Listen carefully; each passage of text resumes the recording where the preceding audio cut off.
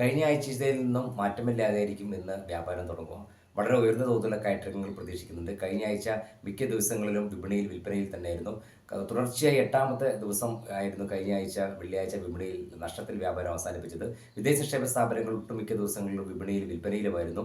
ആഗോള സാഹചര്യങ്ങൾ വളരെ തൃപ്തികരമായി തുടരുമ്പോഴും ആഗോള വിപണികളിൽ മുന്നേറ്റം തുടരുമ്പോഴും നമ്മുടെ വിപണിയിൽ ഉണ്ടായിട്ടുള്ള ഈ ഒരു വിൽപ്പനയ്ക്ക് പ്രധാനപ്പെട്ട ഒരു കാരണം വിദേശ നിക്ഷേപ സ്ഥാപനങ്ങളുടെ ഭാഗത്തുമുള്ള കനത്ത വിൽപ്പന തന്നെയാണ്.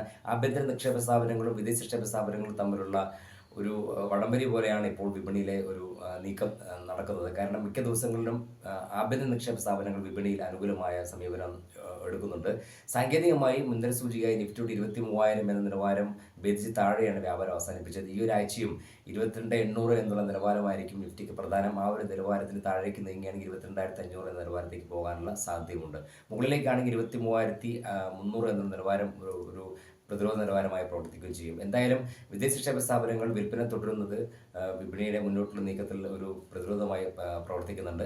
വിപണിയുടെ ഓരോ ഉയർച്ചയിലും ഓരോ നേട്ടത്തിലും വിൽക്കുക എന്നുള്ള സമീപനമാണ് വിദേശ നിക്ഷേപ സ്ഥാപനങ്ങളുടെ ഭാഗത്തും ഉണ്ടായിട്ടുള്ളത്. എന്തായാലും അത് മറികടക്കുന്ന തരത്തിൽ ഏതെങ്കിലും രീതിയിലുള്ള ഒരു ഒരു നയമോ അല്ലെങ്കിൽ ഏതെങ്കിലും തരത്തിലുള്ള ഒരു അനുകൂലമായിട്ടുള്ള ഏതെങ്കിലും നടപടികളോ സർക്കാരിൻ്റെ ഭാഗത്തുണ്ടായിട്ടില്ലെങ്കിൽ തീർച്ചയായും അത് വരും ദിവസങ്ങളിൽ വിപണിയെ കൂടുതൽ സമ്മർദ്ദത്തിലാക്കുമെന്ന് തന്നെയാണ് കരുതുന്നത്. എന്തായാലും ഇന്ന് കഴിഞ്ഞ ആഴ്ചയിനേക്കാൾ മാറ്റമില്ലാതെയായിരിക്കും വ്യാപാരം തുടങ്ങുക.